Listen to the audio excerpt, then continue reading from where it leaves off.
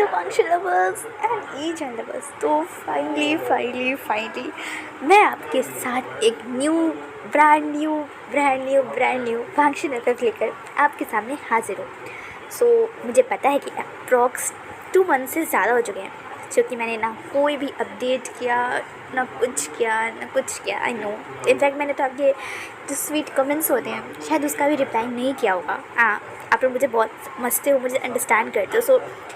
Thank you so much first of all कि एक भी पर्सन ने मेरे चैनल को अनसब्सक्राइब नहीं किया। जितना 2 मंथ्स पहले था उतना ही जस्ट अभी है। थैंक यू सो मच इतना ज़्यादा प्यार के लिए, मुझे समझने के लिए, मेरी सिचुएशन को समझने के लिए। Thank you so much. And I know कि मैं बहुत ज़्यादा एक्साइटेड हूँ एंड आप लोग समझ सकते हो कि मैं कितना ज़्यादा खुश हूँ इतने दिनों के बाद एक फंक्शन एफएफ फाइनली बनाने का। एंड आपको पता है मैं इतनी ज़्यादा एक्साइटेड थी ना कि मैं कौन सा एफएफ स्टार्ट करूँ। मेरे पास कम से कम मेरी इमेजिनेशन में 10 एफएफ मैंने लिख लिए हैं। एंड मैं इतनी ज़्यादा कंफ्यूज थी कि मैं कौन सी आपके साथ शेयर करूँ। मैं खुद एकदम समझ नहीं आ रहा था। बट मेरे एक सब्सक्राइबर ने अप्रॉक्स 1 महीने पहले मुझे एक बहुत ही ब्यूटीफुल सा एफएफ सजेस्ट किया था। फाइनली मैं अपनी बकवास एफएफ को छोड़कर उनकी ही एफएफ एक्सप्लेन कर रही हूँ। ये बेसिकली उनकी ही एफएफ है एंड मैं जस्ट अपने व्यूज़, अपने इन सुंदर शब्दों का यूज़ करूँगी इसे एक्सप्लेन करने में।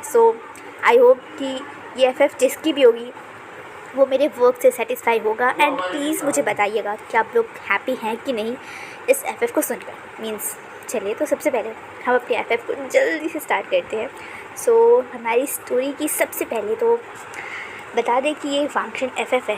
हमारी मेन लीड हैं हमारे लैन वांगजी एंड विवुशिया। एंड ये स्टोरी थोड़ा सा एक रीबॉर्न एफएफ पे बेस्ड है। मैंने ऐसे एफएफ एक्सप्लेन शायद नहीं किए हैं या शायद किए भी हैं, I don't remember it. But हाँ, हो सकता है मैंने किए हो, मेरी याददाश्त बहुत बुरी है, मैं आपको बता दूँ। चलिए इस एफएफ के थोड़ा सा बैकग्राउंड देख लेते हैं कि आखिर इस एफएफ में होने क्या वाला है।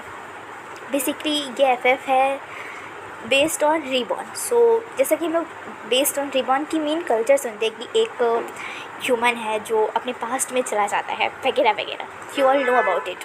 ऑफ कोर्स आप लोग एफएफ इतने सारे पढ़ते हो तो आपको पता होगा। इस एफएफ में भी यही होगा कि हमारा जो फ्यूचर बीइंग होगा वो हमारे पास्ट मोस्ट अंश की बॉडी में जाकर स्टक हो जाएगा। एंड वो बहुत सारी प्रॉब्लम्स क्रिएटेड जो उस समय था उसे सॉल्व करेगा।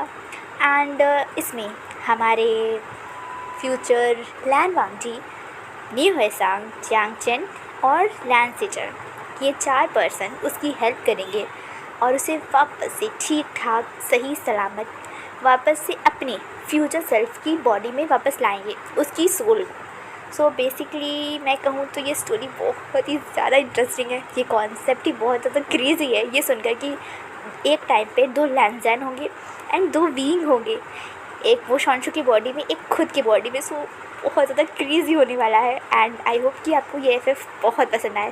जल्दी से मुझे पहले आके कमेंट कीजिए।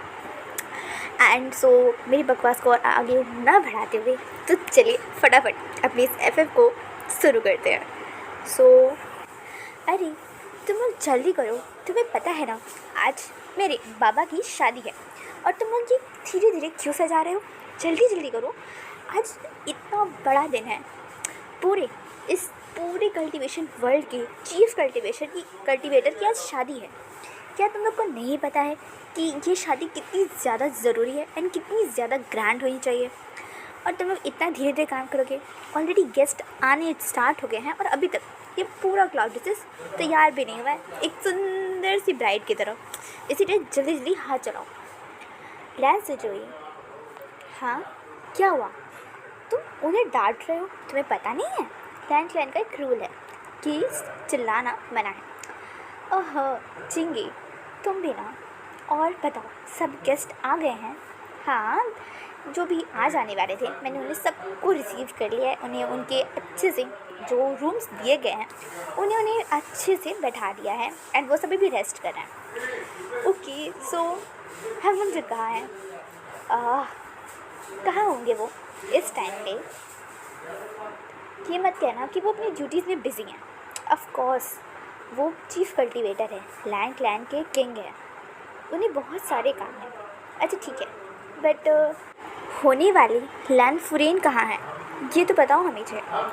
ओहो सिजुई, लैंड फुरेन सच में अगर हमारे प्यारे से सबसे ज़्यादा परेशान करने वाले मास्टर वे ने इस नाम को सुन लिया ना, तुम्हें पता है उनके बेचारे से दिल का क्या होगा। फिर वही कहेंगे कि हाय मेरा बेचारा दिल, इसे संभाल कैसे पाएगा। तुम्हें मुझे बताना चाहिए ना। हो तुम टीज़ कर रहे हो, हाँ तुम उनकी बातों की कॉपी कर रहे हो, ये गलत बात है। अच्छा ठीक है, वो पीछे बैक माउंटेन्स में, तुम जाओ उनसे मिल सकते हो। हाँ मैं वहीं जा रहा हूँ। और वहाँ से हमारा लैंड सिजुई जल्दी से बैक माउंटेन आता है और वहाँ पर एक क्यूट सा, इस दुनिया का मोस्ट प्रीशियस पर्सन, हमारे लैंडजाइन के लिए जो मोस्ट प्रीशियस पर्सन है ना, वो वहाँ पर कुछ खरगोशों के साथ खेल रहा था।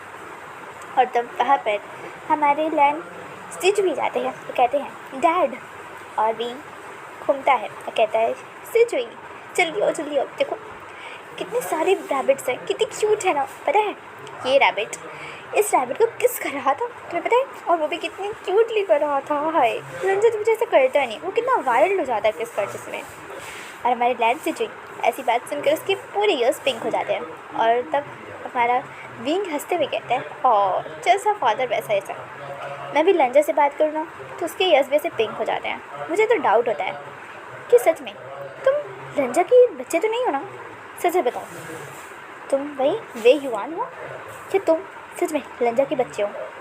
कैसे तुम दोनों की हरकतें शक्लें सब मिलती हैं। हाँ मतलब डैन सिजुई कहता है मुझे टीज़ करना बंद कीजिए और जाकर अपने हस्बैंड की मदद कीजिए और मेरी भी मदद कीजिए थोड़ी सी। क्या हो गया, देखिए ना सब लोग कितने धीरे धीरे डेकोरेशन करें, पूरी लैंड को सुंदर से सजाना है। आखिर कल आपकी और हम जिनकी शादी है, क्या ये अच्छी बात नहीं है। इतना सब कुछ होने के बाद, उनके इतने 14 साल के इंतज़ार करने के बाद, उस महंगी आउट के ख़त्म हो जाने के बाद, सब कुछ प्रॉब्लम सॉल्व होने के बाद, फाइनली आप पूरे 5 साल घूमने के बाद इस दुनिया को आप वापस आए थे और अब फाइनली जाके आप दोनों की शादी होने वाली है।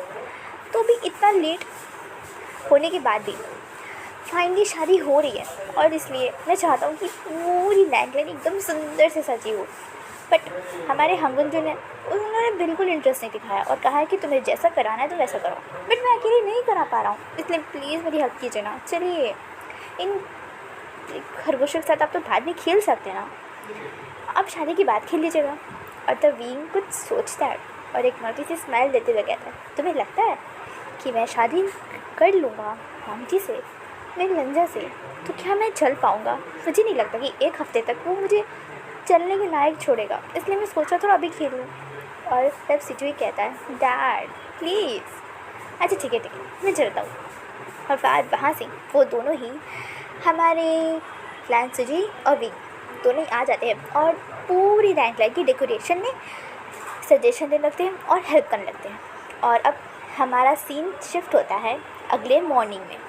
वहाँ पर पूरा गुसु एकदम ब्यूटीफुल रेड कलर से सजा हुआ था। रेड, ब्लैक एंड वाइट, ये 3 कलर से गुसु में, इसी 3 कलर से पूरी गुसु की डेकोरेशन हुई थी जो बहुत बहुत बहुत ज़्यादा सुंदर लग रही थी। और फिर वहाँ पर सभी मेन हॉल में इकट्ठा हुए थे, गुसु की वो बड़ी सी वेडिंग हॉल में, जहाँ पर एंसेस्टर्स, ये मीन्स फ्रेम्स होते हैं जहाँ एंसेस्टर्स की टेंपल बनाए रहते हैं वहाँ पर। सो वहाँ पर एक ब्यूटीफुल हेवन से उतरा हुआ प्रिंस, मून प्रिंस, अपने रेड अटायर में इतना खूबसूरती के साथ एलिगेंटली उस रेड अटायर को वेयर करते हुए वहाँ पर मैरिज हॉल पे खड़ा हुआ था। और पूरी कल्टीवेशन वर्ल्ड आज 2 सोल्स के एक होने की, शादी करने की इंतज़ार में, उस क्यूरियोसिटी के साथ, फुल ऑफ इमोशंस के साथ उस हॉल में बैठे हुए थे। वहाँ काफ़ी सारी बातें चल रही थी, एक दूसरे की सब खुश थे इस मैरिज के लिए, सब लोग एक्साइटेड थे। और सबसे ज़्यादा तो हमारे लैंड सिजुई, और फाइनली जिसका इतने समय से वेट हो रहा था, जो सबके दिल को धड़काने के लिए काफ़ी था, उस पर्सन की एंट्री होती है। गेट्स ओपन करते हैं और हमारा वेवुशियन यानी कि हमारे लैंसफ्रेन बनने वाला लैंसफ्रेन वो आते हैं, एंटर करते हैं और उन्होंने एकदम सेम जैसा वांगची ने पहना था ड्रेस, बिल्कुल सेम वैसे ही ड्रेस उसने पहना था और उसने कोई भी वेल नहीं किया था। वो अपनी एलिगेंटली उसी रेड रोब्स में चल के आता है और वो दोनों की आंखें बस एक दूसरे में थी। वांगजी अपने हस्बैंड को और विंग अपने हस्बैंड को निहारने में इतने ज़्यादा बिजी थे कि उन्हें तो पता ही नहीं चलता कि पूरी कल्टीवेशन वर्ल्ड उन्हें कितनी ज़्यादा एडमायरिंग आई से देख रही। वो सब कितने ज़्यादा खुश है उनके लिए क्लैप हो रहे हैं, उनके लिए वाइन टॉस किया जा रहा है। एक बहुत ही अच्छा सा माहौल था, पीसफुल इन्वायरमेंट था। और बगल में ही हमारे लैंड सिजन, लैंड सिजुई, लैंड जिंगी वहाँ खड़े हुए थे विथ हमारे जियांगचन के। वो सभी वहाँ खड़े हुए थे बहुत ही peacefully, happily, with full of emotions के साथ। एंड फाइनली वो सुनहरा पल वो आता है एंड हमारा विंग अपने हाथ को आगे करता है और वांगजी जल्दी से उस हैंड को पकड़ लेता है। विंग स्टेज के ऊपर जैसे ही पहला कदम रखता है तुरंत वो बेहोश हो जाता है। वांगजी जल्दी से आता है, उसे तुरंत ही अपने आर्म्स में पकड़ लेता है। वो विंग के चेहरे को टच करता है जेंटली और धीरे से कहता है, विंग क्या हुआ? क्या तुम मुझसे मजाक कर रहे हो? विंग देखो, ये मजाक करने का टाइम नहीं है, प्लीज़। विंग उठो, देखो बहुत हो गया तुम्हारा मजाक, ये बहुत ही गंदा मजाक है, तुम्हें पता है ना, मुझे ये मजाक नहीं पसंद है। विंग वांगजी तब सिजान आते हैं और कहते हैं, वांगजी जल्दी से नहीं वैद्य के पास लेकर चलो, कुछ लगता है कुछ प्रॉब्लम आई है। वांगजी चलो। वांगजी विंग को अपने आर्म्स में होल्ड करता है और तब वहाँ से वो सभी वैद्य के पास जाते हैं और हीलर्स जो लैंडसेट के बहुत ही ग्रेट प्रमुख हीलर्स थे वो विंग को चेक करते हैं और तब वो बहुत ज़्यादा कंफ्यूज्ड दिखाई दे रहे थे। कुछ तो था जो वो समझ नहीं पा रहे थे या कुछ कहना नहीं चाहते थे, कुछ ऐसा ही। बट वांगजी कहता है, क्या हुआ, प्लीज़ बताइए मुझे, क्या कोई दिक्कत है, कोई प्रॉब्लम है, हमें बताइए क्या हुआ, विंग ऐसे बेहोश क्यों हो गया? और तब हीलर्स कहते हैं कि उनकी सोल उनकी बॉडी में नहीं है। वांगजी कहते हैं, क्या मजाक कर रहे हैं आप? मैं मजाक नहीं कर रहा। हम लैंस झूठ नहीं बोलते, यह बात जानते हैं और मैं झूठ नहीं बोल रहा, ये सच है। इनकी इस बॉडी में कोई सोल नहीं है, मीन्स इनकी बॉडी में सोल नहीं है। लैंस सिजान कहते हैं, क्या मतलब है? क्या वो नहीं है इस दुनिया में? मेरा मतलब है कि उनके बॉडी में उनकी सोल नहीं है, किसी और की सोल है और वो इतनी पावरफुल नहीं है कि इनके बॉडी में जो कोर है, जो गोल्डन कोर ये इतने सालों से कल्टीवेट कर रहे थे, भांगचुन की मदद से जो कोर उन्होंने बनाई थी, वो उससे इतनी पावरफुल कोर को ये सोल कंट्रोल नहीं कर पा रही, संभाल नहीं पा रही। इसीलिए इस सोल की वजह से, इस बॉडी में होने की वजह से वो ब्लॉक हो चुकी है। ये बॉडी पूरी तरीके से सील हो चुकी है, इसके अंदर कोई मूवमेंट नहीं है और ये मूवमेंट तभी हो सकती है जब इसका रियल ओनर, इस बॉडी का रियल सोल जब वापस आएगा। अब कहना क्या चाहते हैं मैं समझ नहीं पा रहा। इसका मतलब विंग का सोल यहाँ नहीं है।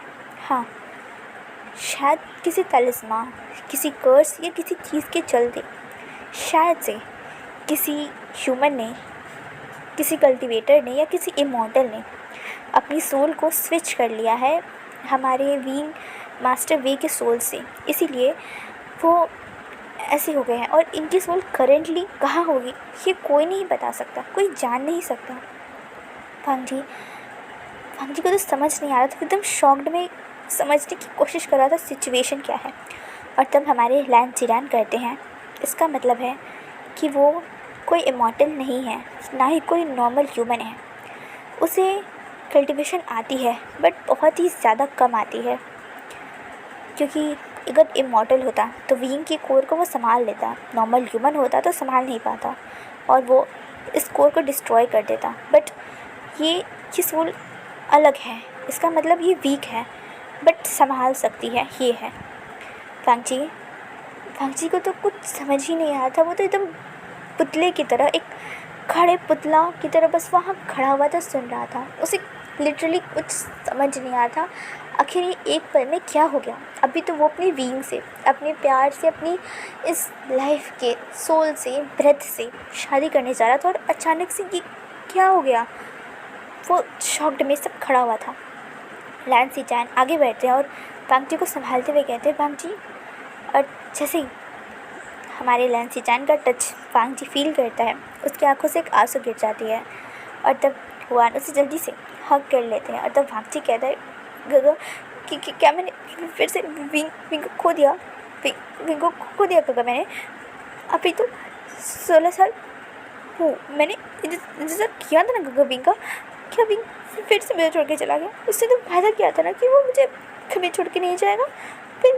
फिर उसे क्यों किया उसने? गगा आप बताइए मुझे, क्या विंग सच में मुझे छोड़ के चला गया? गगा वांग जी शांत हो जाओ, वांग जी खुद को संभालो। राजा ने कहा है ना कि जस्ट सोल एक्सचेंज हुई है, हम इसका पता लगाएंगे कि आखिर विंग की सोल गई कहाँ। हम पता लगा सकते हैं वांग जी। हमारी किताबें, लैंड सेट में इतनी सारी किताबें हैं, कोई ना कोई किताब में ऐसा बातें, कर्ज, तालिस्मा, कुछ तो मिलेगा वांग जी। हम मिलकर ढूंढेंगे इसे।